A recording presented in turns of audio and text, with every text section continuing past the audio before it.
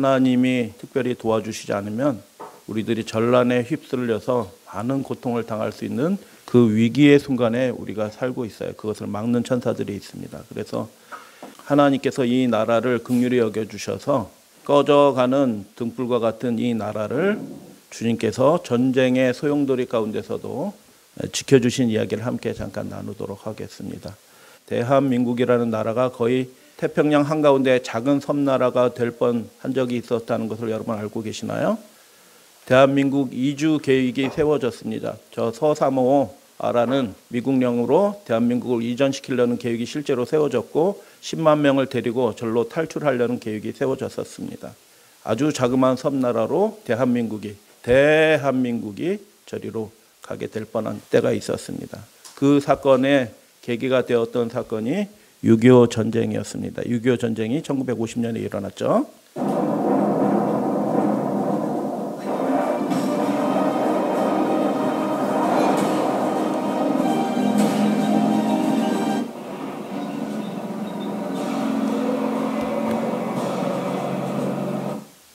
전쟁이 일어났고 전쟁을 통해서 많은 비극들이 생겨났습니다. 길을 잃은 부모를 잃은 어린아이들과 나라가 처참해지는 형편에 처하게 되었고요. 많은 어려움들을 겪게 된 것을 역사적인 기록을 통해서 알게 됩니다. 대한민국이라는 나라는 일본에 의해서 해방되자마자 완전히 쑥대밭이 되고 폐허가 된 나라가 되었습니다. 그래서 우리가 6.25 전쟁의 역사를 통해서 교훈을 배우는 지혜로운 민족이 되기를 원하고 제일 중요한 것은 하나님을 경외하는 민족이 되어야겠다라는 생각이 듭니다. 마태복음 24장에 이런 말씀이 있어요. 예수님이 예언하신 말씀입니다. 민족이 민족을 나라가 나라를 대적하여 일어나겠고 곳곳에 기근과 지진이 있으리니. 그래서 전쟁에 참아들 난리의 소문들이 처처해서 일어나는데 거기에다가 무슨 일이 함께 벌어지냐면 기근도 있고 지진도 있을 것이다. 그러면 어떻게 해요? 재난이 계속해서 겹치는데 사람들의 삶이 극도로 곤란한 굉장히 어려운 일들이 생겨날 것이다. 그때 우리가 무엇을 의지하고 어떻게 소망을 가질 수 있을까라는 것들을 이 전쟁의 역사를 통하여 잠깐 우리 살펴보기를 원합니다. 6.25 전쟁이 있기 전에 그 일들을 잠깐 살펴볼 거예요. 1945년 8월 15일 해방이 됐죠. 그런데 북에는 공산정권이 들어와 있고 남한에는 자유정권이 들어오게 되어 있습니다. 1945년 9월 초에 38선을 분할 점령하는 일들이 있었죠. 그래서 서울과 인천을 보호하기 위해서 미군이 소련이 계속 밀고 내려오니까 뭐 서울도 먹고 다 먹게 생긴, 한 대전까지 내려오게 생긴 거예요, 소련이. 그래서 미팔군 그 작전 장교 중에 몇 사람들이 38선을 제안을 하자 소련한테 해가지고 제안을 했는데 소련이 덜커덕 그걸 받아들인 거예요. 그때 그거 받아들이지 않았으면 서울도 넘어갔을 수도 있어요. 근데 하여튼 그래서 소련군이 개성까지 이미 다 들어와 있었는데 38선 이북으로 철군하게 되는 일이 벌어졌습니다. 1949년 10월 1일 중국이 공산화가 되고 중국에 있었던 자유 세력들이 대만으로 피신하는 일이 벌어졌습니다.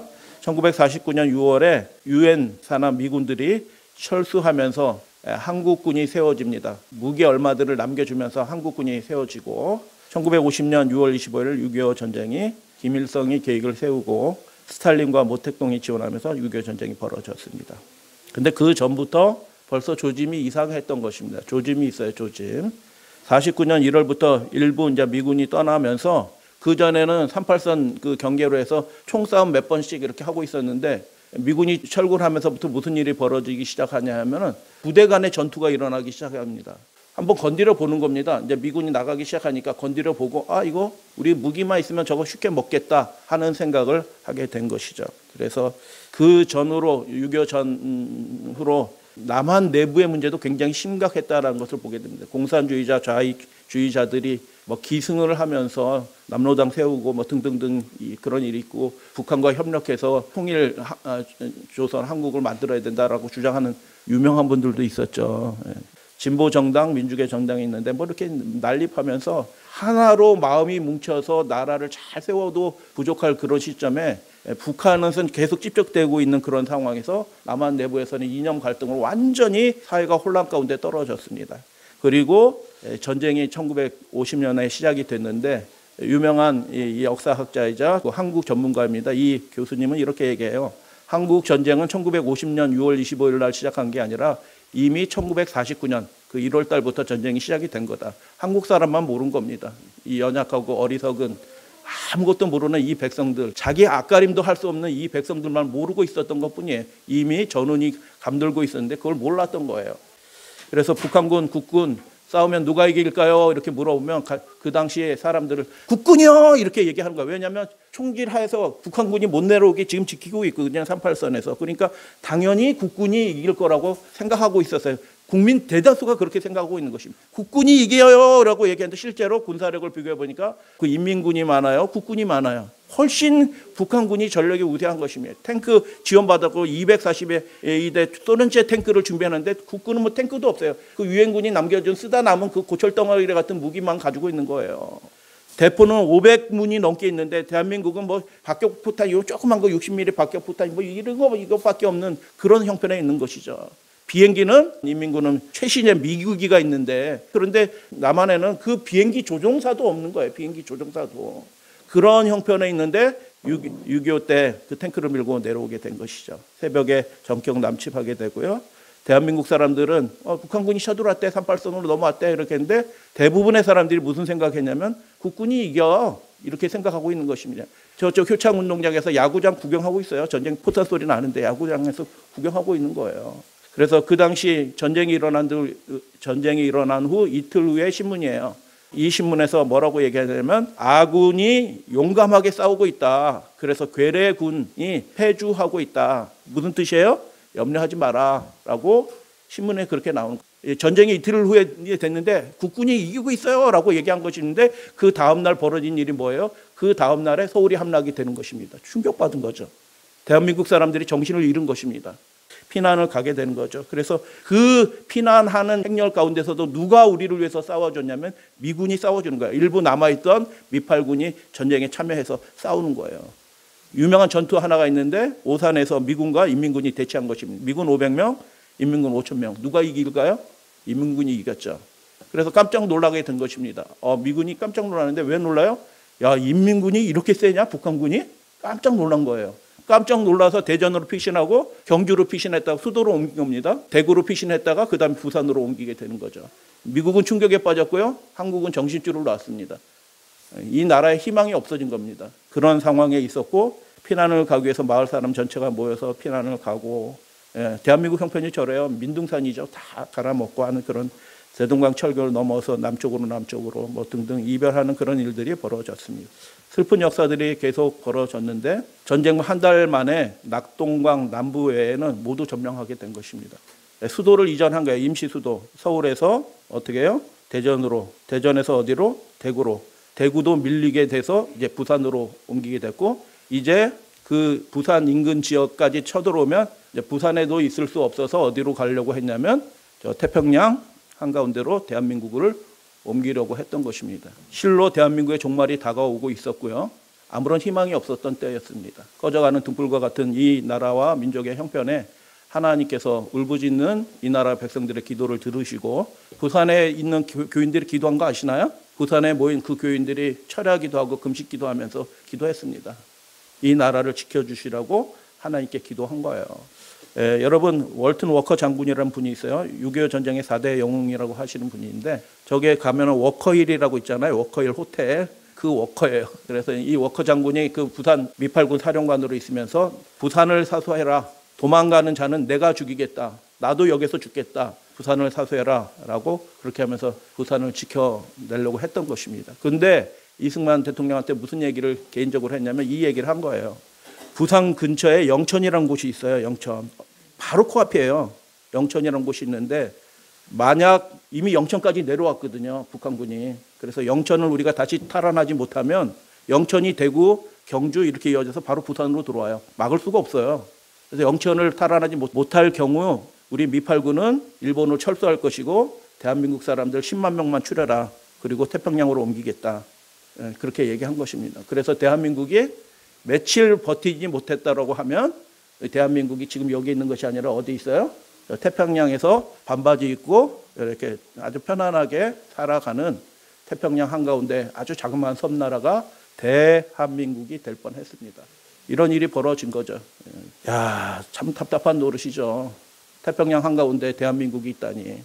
그렇게 될 형편에 있었는데 기도하는 백성들이 있었고 이 울부짖는 이 어린아이들의 울음소리를 하나님께서 들으시고 이 나라를 긍휼히 여겨주신 것입니다. 믿으시게 되길 바랍니다. 그래서 인민군 최정예 사단이 그 영천 전투에 참여합니다. 최정예, 가뜩이나 아무런 싸움도 안 되고 그냥 쭉 밀렸는데 최정예 사단이 최후의 일격을 위해서 부산을 점령하기 위해서 영천으로 내려오는 거예요. 요지로 내려오는데 그 전투에서 인민군이 이겼어요? 국군이 싸워서 누가 이겼어요? 아니요. 인민군이 이겼어요. 그래서 영천을 빼앗긴 겁니다. 영천은 그렇게 빼앗겨가지고 이제 안 된다. 안 되겠다. 우리 부산을 떠나자라고 한 것입니다. 지금 여기 있는 어린아이들은 왜 태어났냐 하면 그 6.25 전쟁에 하나님께서 이기도록 하셨기 때문에 태어난 거예요. 그때 이기지 못하도록 하면 저도 태어나지 않았어요.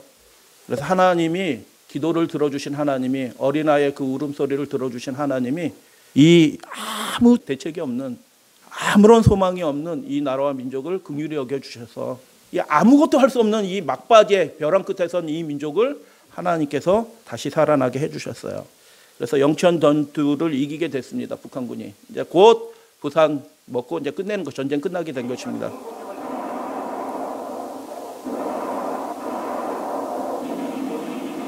따발총.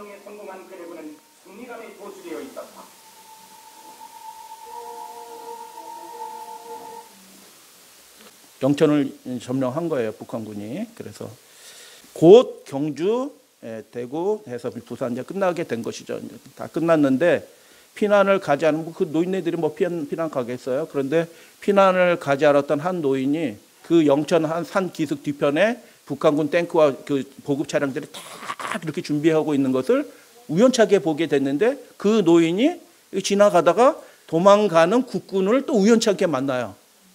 그리고 여기에 인민군들 잔뜩 모여 있어요. 그렇게 얘기한 겁니다. 그 정보가 유엔군으로 전달되고 공군기를 통해서 그 가장 핵심적인 그 병참 그 지역을 타격을 하게 되고 국군이 다시 그 학도병 지금 10대 20대 초반의 학도병들이 자기의 목숨을 걸고 다시 영천으로 밀고 올라가는 것입니다. 거기서 죽을 수도 있어요. 그런데 저게를 그대로 두면 그냥 끝이다 대한민국. 그래서 영천으로 다시 밀고 올라와서 전투를 다시 벌이게 된 것입니다.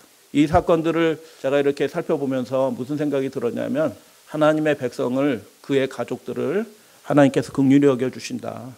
기도하는 사람들을 하나님이 불쌍히 여겨주신다. 아말렉 사람들 하나님 진멸하라고 하셨어요. 아주 악독한 민족들. 기질이 자체가 그런 것 같아요. 아말렉을 다 멸절하라고 했는데 그들이 살아남아서 어떻게 했냐면 다윗 시대까지 계속 있어서 다윗의 그 수하들과 부인들, 가족들, 아이들까지 싹 잡아가는 일이 벌어졌습니다. 어디 갔다 와 보니까 싹 잡혀갔어요. 어떻게 합니까? 다윗은 군대도 아니에요. 큰 군대도 아니기 때문에 아말렉 전체와 싸우기도 힘들어요. 그래서 급한 마음에 그때 그 다윗의 부하들이 다윗을 죽이려고까지도 해요. 그런 위기 순간에 어떻게 해요? 따라하자 해가지고 따라가는데 그들이 버린 종자를 우연히 만나고 이리로 갔어요. 멀지 않아요. 이렇게 해가지고 급히 추격해가지고 하나님이 이기게 해주고 다시 가족들과 아이들 그 소유들을 다 돌리는 일들이 벌어졌어요. 그거 누가 하게 해준 거예요? 우연처럼 보이는 아주 자그마한 사건. 그 사건을 통해서 하나님이 그렇게 해주신 거예요. 그래서 하나님은 대한민국의 운명이 절벽에 선 그런 운명에 처했을 때 한 노인에게 결정적인 것을 보게 하시고 우연찮게 만난 그 국군을 통하여 그 정보가 전달되고 그 얼마 남지 않은 그 힘으로 온 힘을 다하여 다시 한번 전투에 참여할 수 있도록 그렇게 한 것입니다. 그래서 영천 전투를 이기게 됐어요. 결국 온 힘을 짜내서 잠깐 이기게 되고 그래서 전세가 역전된 게 아니고 어떻게 해요? 잠깐 시간을 벌어요. 얼마 시간을 벌었는데 그 얼마 시간 동안에 무슨 일이 벌어졌냐면 공산화되기 직전에 이 작은 나라를 위하여 어디 붙어 있는지도 모르는 작은 나라를 위해서 전 세계 22개국에서 군대를 파송하기 시작한 것입니다. 200만 명 정도가 되는 군대들이 이 자그마한 나라의 민족의 자유를 위하여 그 백성들을 위하여 싸워주기 위하여 이 나라에 몰려들고 그 미국 군대가 먼저 도착을 합니다. 일본에서 또는 등등 해서 먼저 도착을 해서 부산을 더 힘있게 지킬 수 있고 버텨낼 수 있게 하게 된 그 자그마한 전투가 무슨 전투라고요? 영천 전투예요. 그 전투를 어떻게 이기게 됐다고요? 다 포기하고 이제 떠나려고, 부산조차도 떠나려고 했는데 그 마지막 순간에 한 번 더 해보자 하고 한 게 그 노인이 본 그 일 때문에 그런 일이 벌어진 것이에요.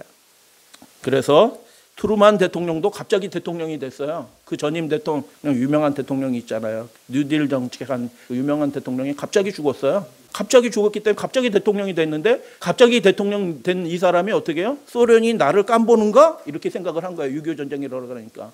원래 한국은 제껴놓은 거예요. 우선순위에서 13번째 국가예요. 중요하지 않은 나라라는 거예요. 그래서 이미 제껴놨거든요. 에치슨 라인을 통해서 완전히 제껴놨는데, 북한군이 소련제 탱크를 가지고 들어왔다는 정보를 듣고 어떻게 해요? 야, 소련이 나를 깜보는가? 이런 생각이 든 거예요. 갑자기 대통령 됐으니까.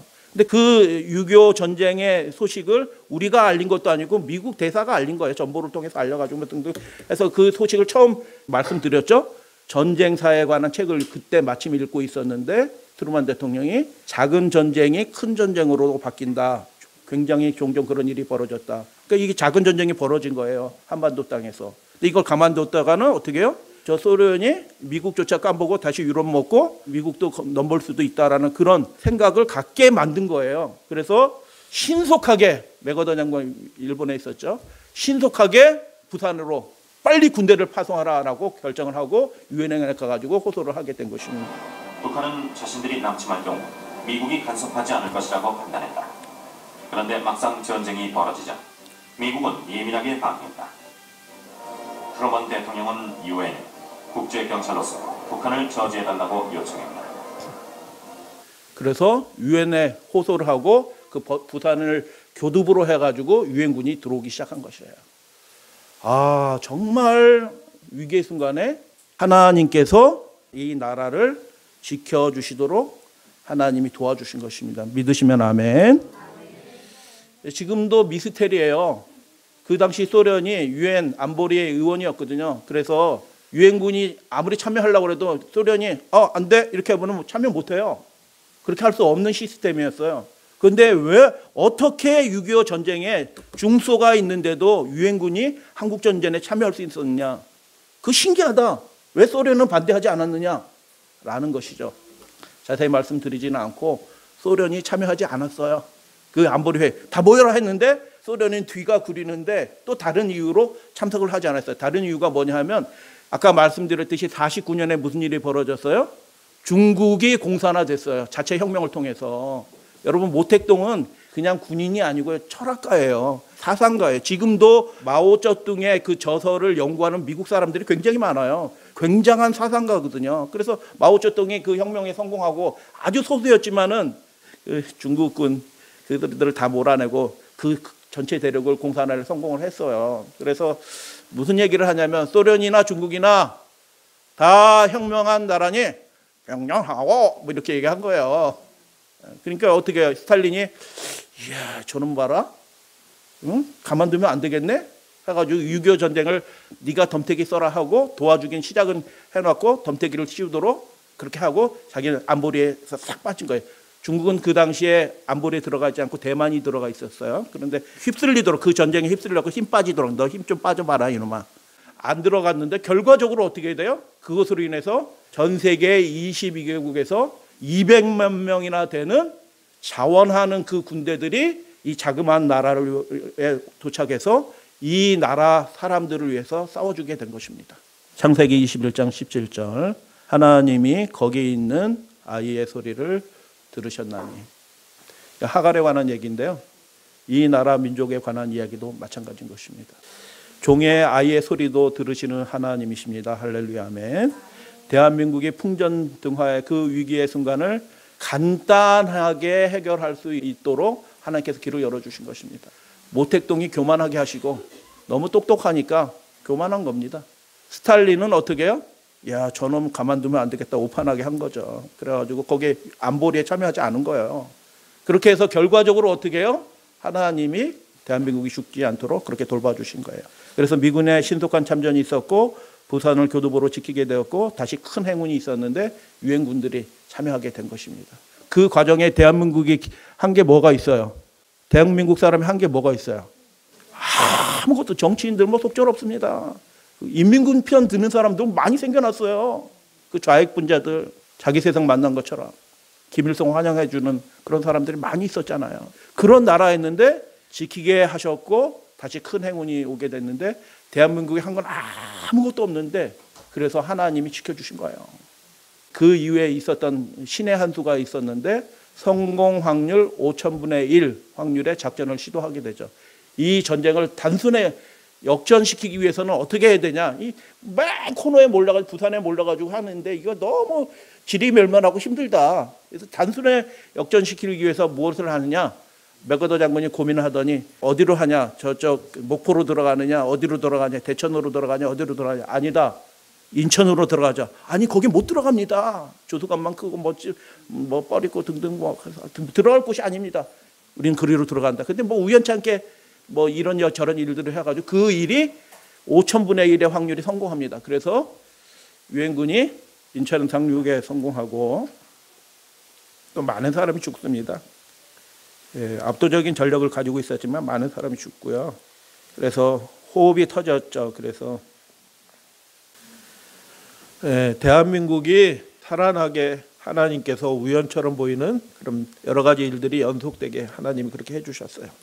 우연한 목격자가 생겨나게 됐고 트루만 대통령은 우연히 읽은 책에 바로 그 관한 전쟁에 관한 책에 관한 내용을 읽게 돼서 바로 참여할 수밖에 없었고 저놈의 스탈린이 날 깐부네 큰 전쟁 나겠다 그래서 겁나서 참여한 거예요 사실은.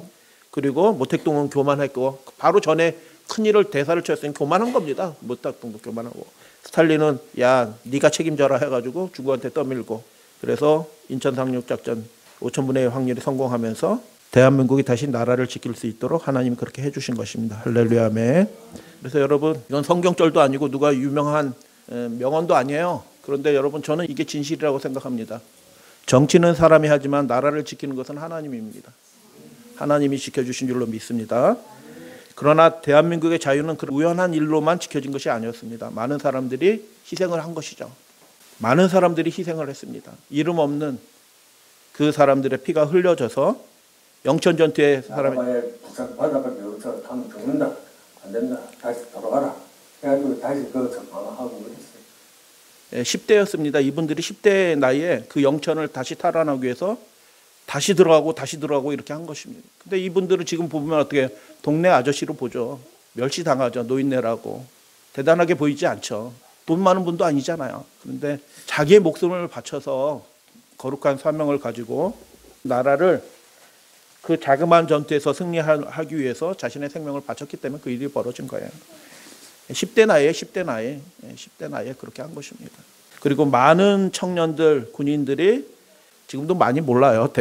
미국 사람 대다수는 대한민국 어딘지도 몰라요, 지금 또. 그런데 그 당시에는 뭐 말할 것도 없어요. 대한민국이 그런 나라가 있어? 이렇게 되는 거예요. 코리아 그런 나라가 있어? 라는 이 자그마한 알지도 못한 나라를 위해서 수많은 사람들이 와서 이 나라에 피를 흘리고 고난을 당하고 그렇게 한 것입니다. 새해를 먼 타지에서 만나서 인사를 하는 거죠. 해피 뉴 이어 프롬 코리아. 미국 땅에서 그렇게 희생을 한 많은 사람들의 덕분에 이 나라와 민족이 유지가 될 수 있었던 것이에요. 저는 이 사진 이야기를 듣고 굉장히 큰 감동을 받았는데 하와이에 살던 한 가족이에요. 오나밀려인데 그 5형제가 다 대한민국 전선에 투입되는 것입니다. 자원 입대한 거예요. 여러분이 5 아들이 있으면 군대 가라고 하겠어요? 이 전쟁 난리통에? 군대 복무가 아니고 전쟁에 가는 거거든요. 근데 가라고 하겠어요? 야, 첫째 갔으니까 너는 가지 마라 이렇게 할 거예요. 근데 어떻게 해요? 5 형제가 다 가도록 부모가 그렇게 허락하는 겁니다. 여러분 이 나라와 민족이 누구에서 지켜졌다고요? 우리는 아무 대책이 없었던 민족이었지만 하나님이 도와주셨고요. 우리가 어떻게 생긴 사람인지도 모르는 그 이방 사람들이 자유를 지켜줘야겠다라는 그 이방 사람들이 이 땅에 와서 그렇게 희생하고 피를 흘려준 것입니다. 그래서 뭐 애틋한 이야기들이 많이 있죠. 전쟁 일어나자마자 5일 만에 잡혀가지고 핵물자가 된 것입니다. 걱정해서 편지를 보냈는데 누구누구야 잘 있니? 어떻게 됐니? 다시 만나자. 엄마는 너 보고 싶다. 꼭 건강해서 다시 돌아와라. 미국 워싱턴 국회의사당 맞은편에 한국 전쟁 기념관이 세워졌습니다. 참 감사한 일이죠. 미국이 뭐 한국 뭐 거들떠 볼 이유가 어디 있겠어요. 근데 한국 전쟁 기념관 저 맨 끝에 호수에 옆에 다리 옆에 맞은편에 큰 건물들이 있고 이렇게 하죠. 세워졌는데 한국 전쟁 기념관이 이렇게 생겼어요. 굉장한 규모로 아름답게 디자인이 됐어요. 근데 이게 조형물을 제가 봤는데 굉장히 조형 자체가 예술적이고요. 굉장히 생생한 한국전의 상황을 묘사한 조형물들이 있어요. 그래서 잠깐 보시면 이런 것들이에요. 한국은 습해요. 겨울에는 굉장히 추워요. 그래서 동사하시는 분들도 있어요. 그래서 많이 어려움들이 있는데 그 어려운 환경 가운데서 이 해외에서 온 많은 청년들이 이 나라의 자유를 위해서 싸워주신 것입니다. 대신 싸워준 거죠. 대신 싸워준 그것을 기념해서 미국이 한국전 참전용사 기념공원을 이렇게 만든 것이에요. 그곳에 이런 글이 쓰여 있어요. 뭐라고 써졌냐? 우리 국가는 우리의 아들들과 딸들에게 영광을 표한다. 그들이 전혀 알지 못했고 한 번도 그 나라 사람들을 만나지 못한 그 사람들이 우리를 지켜달라고 하는 그 호소에 응답하였다. 라고 그렇게 써져 있어요. 그 한쪽 벽면에 이런 글이 있습니다. Freedom is not free. 그래서 이게 무슨 뜻이냐면 자유는 거저 공짜가 아니다. 희생을 통해서 지켜진 것이다. 그곳에 명단이 쭉 적혀져 있는데 미군 명단만 그런 거예요. 미군 명단, 유엔군 명단이 아니라 미군 명단만 대한민국의 자유를 지키기 위해서 무려 92,123명의 피가 흘려진 것입니다. 그 당시 한국군의 숫자가 몇 명이라고요? 10만 명이에요. 그만큼의 미군이 압도적인 전력을 가지고 있었음에도 불구하고 이 나라의 자유를 위하여 희생을 한 것입니다. 대한민국의 자유는 우연만으로 지켜진 것이 아니었어요. 대한민국의 자유는 행운처럼 몇 가지 일의 연속을 통해서 지켜진 것처럼 보이기도 하지만 실은 그 자유는 이 땅의 많은 청년들의 피가 흘려졌기 때문에 지켜진 것입니다. 제가 왜 이런 이야기를 할까요? 애국심 고치기 위해서 할까요? 아니에요. 자유는 공짜가 아니라는 것입니다. 우리가 자유롭게 살기 위해서는 그 자유를 위해서 우리가 관심을 가져야 되고요. 투쟁해야 되고 싸워야 된다는 얘기인 것입니다. 신앙의 자유도 역시 마찬가지예요. 자유는 공짜가 아니기 때문에 그렇습니다. 그러면 우리는 어떻게 살아야 할까요? 그게 중요하잖아요. 우리는 어떻게 살아야 될까요? 첫 번째, 대한민국이 정말 기적을 이룬 나라가 됐어요. 전 세계에 유례가 없는 나라입니다. 해방돼서 이렇게 발전한 나라는 인류 역사 가운데서 딱 한 나라밖에 없어요. 대한민국밖에 없는 거예요. 이 나라가 기적의 나라가 되게 하신 분은 하나님이신 것입니다. 믿으시게 되길 바랍니다. 53년도에 GNP가 67불이에요. 67불. 정말 거지 나라였어요. 거지 나라. 거지 나라인데 지금은 통계가 좀 달라지지만 하여튼 지금은 세계 국민소득으로 하면 어떻게 총소득으로 하면 세계 한 7위 정도 돼요. 7위. 놀라운 나라가 된 것입니다. 기적의 나라가 됐어요. 그래서 그러면 우리는 어떻게 살아야 되는가? 과거를 잊고 돈 많으니까 편하게 즐기면서 잘 살자. 이게 아니고요. 첫 번째, 하나님을 두려워하는 민족이 되어야 되는 것입니다. 하나님을 두려워하는 민족. 하나님을 경외하는 민족이 되어야 되고요. 두 번째는 우리는 서로에게 의무가 있음을 아는 민족이 되어야 되는 것입니다. 여러분, 내가 지금 여기에 있는 이유가 누구 때문에 있는 거예요? 전투 지나가다 본 그 할아버지 덕분에 지금 내가 여기 있는 거라고요. 그래서 우리는 서로에게 의무가 있는, 의무를 지는 그런 사람들이라고요. 그래서 서로에게 의무가 있으니까 우리는 서로에게 의무가 있다는 얘기는 뭐예요? 서로에게 책임이 있어요. 어떤 책임이 있느냐? 두 가지를 저는 말씀드리고 싶어요. 진실하게 살자. 진실하게 살자. 남 속이지 말고 진실하게 살아야 된다. 그리고 속지 말아야 된다. 이 마지막 시대 굉장한 그 헛된 얘기들이 막 돌아다니는데 그게 TV에서 나왔다고 그냥 다 받아들이지 말고 정말 깨어있는 의식을 가지고 역사를 통해서 잘 교훈을 배우고 공부도 좀 하고 그렇게 해서 속지 말아야 된다. 자유를 침해하는 그 일을 들어야 돼요. 그래서 여러분, 우리는 서로에게 의무가 있는 사람들이에요. 어떤 의무예요? 이 나라와 민족의 자유를 지켜내기 위해서 우리는 거룩한 의무를 지고 있는 사람이고 진실하게 살아야 돼요. 정직하게 살아야 돼요. 그리고 두 번째는 우리가 다른 사람들에게도 좀 배려하면서 어려운 형편에 있는 사람들을 배려하면서 살아야 돼요. 예수 그리스도의 다시 오심을 믿는 우리에게는 또한 거기에다가 특별한 의무가 있어요. 우리는 신앙의 자유를 지키기 위해서 투쟁하는 사람들이에요. 신앙의 자유를 지키기 위해서 우리가 어떻게 투쟁할까요? 제일 중요한 방법은 우리 자신이 그렇게 하나님의 말씀과 원칙에 굳게 서는 것입니다. 그렇게 하시게 되길 당부드려요. 하나님의 계명과 예수 믿음을 지키는데 우리가 서는 것입니다. 손해보고 희생당할지라도 그건 부당하다라는 목소리를 내고 원칙에 굳게 서서 하나님의 주신 이 계명을 지키고 그 믿음을 지키는 일에 있어서 우리가 최전선에서 투쟁하는 사람이 되는 것입니다.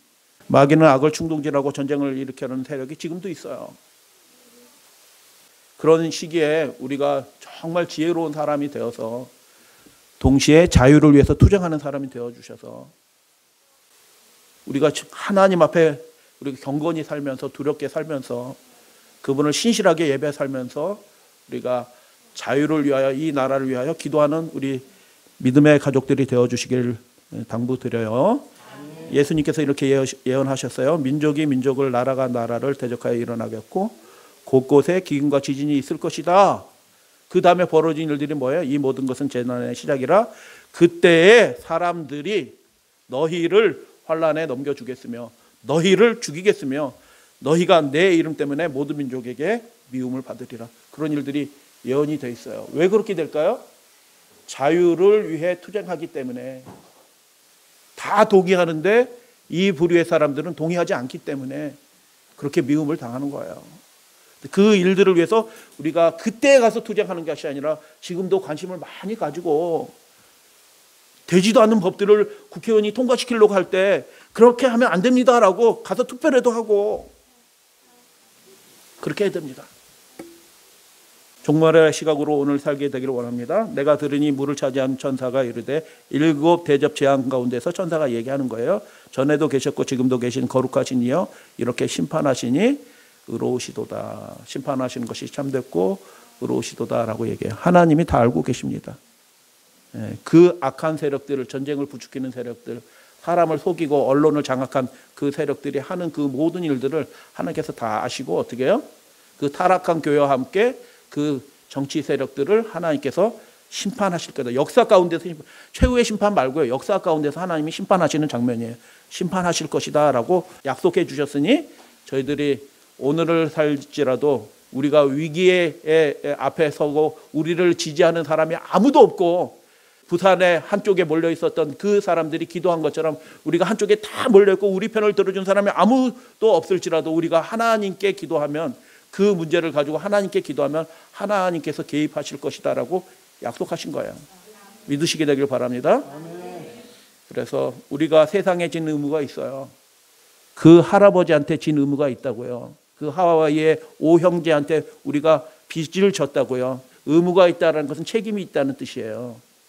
그 알지도 못하는 이 나라를 위해서 피 흘려준 그 수많은 사람들에게 우리가 책임이 있다고요. 의무가 있다고요. 어떻게 살아야 될까요? 우리가 그 자유를 위하여 우리도 투쟁하면서 정말 그 자유를 소중하게 여기면서 지켜내는 일에 우리가 힘을 모으고 우리 자신은 어떻게 살아야 되냐면 하나님 앞에 신실한 진실한 백성으로 하나님의 계명을 여러분 우리가 하나님의 계명을 지키는 일이 이 안식일을 거룩하게 지키는 일이 자유를 위한 투쟁에 있어서 가장 중요한 일이라는 것을 여러분 믿으시게 되길 바랍니다.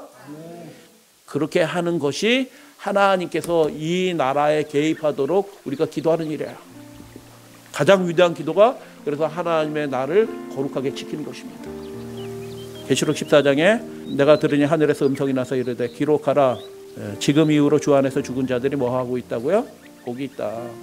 그래서 하나님의 이 세상을 향하여 하나님의 백성들은 두 가지 의무를 가지고 살아갑니다. 첫 번째 어떻게 해요? 그들의 신앙 양심을 믿음을 지킨 것입니다. 주 안에서 죽은 자들이 복이 있다. 믿음을 지키시게 되길 바랍니다. 우리가 아무리 작은 사람일지라도 우리가 신앙을 지키는 그 계명을 지키는 그 원칙에 굳게 서면 이 나라와 민족에 기여하는 거예요. 왜요? 하나님이 개입하시도록 하는 거기 때문에 그런 거예요. 결코 세상에 타협하지 마시고 하나님의 계명을 이 예배를 거룩하게 지키는 일이 하나님이 이 위대하신 만왕의 왕이신 하나님이 이 나라에 개입하도록 하시는 요청이에요. 그렇기 때문에 우리는 첫 번째 하나님 안에서 그 믿음을 굳게 지키자. 두 번째는 뭐예요? 그들이 수고를 그치고 쉬리니 그들이 사느라고 수고했다는 뜻이 아니에요. 태천세기별이 바로 앞에 나오잖아요. 그들이 이 영원한 복음 하나님이 주인이시다는 그 영원한 복음을 전하는데 온 전력을 다 기울였던 것입니다. 그래서 적극적으로 참여하는 최전선의 사람들이 있을 수도 있고 어떤 사람 중간에서 병참에서 도와주는 사람도 있고 어떤 사람은 후방에서 포를 쏘는 사람도 있어요. 전쟁이 뭐 다 전선에 최첨전에 나가서 싸우는 건 아니에요. 그러나 우리들은 한 마음으로 이 복음이 온 세상에 전파되고 천국 복음을 땅끝까지 전파하는 그 일에 우리가 연합해서 수고하는 백성으로 복음을 전파하는 그 일에 함께 수고하시는 우리 믿음의 가족들 되어주시게 되길 바랍니다. 진실하게 살고 복음을 전파하는 일에 살게 되는 것이 우리가 세상에 빚진 사람으로서 우리가 세상에 빛을 갚는 의무를 다하는 사람들이 될 것입니다. 그래서 계시록 20장에 이런 말씀이 있어요. 이 첫째 부활에 참여하는 자들이 뭐 한다고요? 복이 있다. 그들은 죽어도 살 것이다. 왜요? 그 거룩한 의무를 행하다가 혹시 삶을 마칠 수도 있지만 그 거룩한 의무를 온전히 수행한 그 사람들은 누가 기억한다고요? 그 워싱턴 그 국회의사당 앞에 있는 그 9만여 명의 미군 병사들의 이름을 다 일일이 기록한 것처럼 하나님이 이 자유를 위해서 투쟁하면서 싸우던 그 신실한 하나님의 백성들을 그 이름을 다 기억하고 있다. 그래서 그들이 그 영광스러운 부활에 참여하게 될 것이다. 복이 있고 거룩하도다라고 말씀하신 이 마지막 시대는 순교자의 시대는 아니다라고 제가 여러 번 말씀을 드려요. 그러나 고난의 시기인 것은 분명합니다. 그래서 십자가를 지고 그 승리하는 어린 양의 대열에 함께 참여해 주시는 믿음의 가족들이 되어 주시기를 주님의 이름으로 당부드리면서 말씀 마칩니다. 아멘.